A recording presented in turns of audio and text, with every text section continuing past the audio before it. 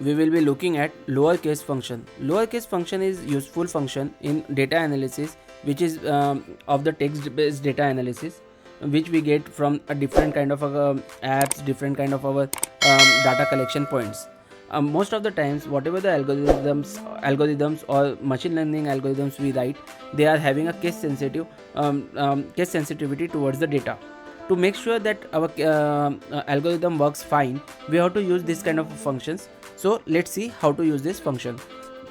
Go into the cell, type equal to, then write LOWER lower, and then open bracket and select the text which you want to have in a lowercase, then close the bracket.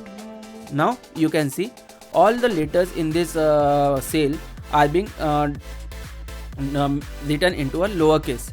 Same, if you just copy the same formula in across the cells, you will find all the data whatever was present into this given cells are being done into a lowercase.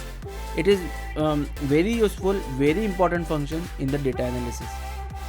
Hope you practice on this and you will find it very much useful. I have in my previous video I have shown about the uppercase also.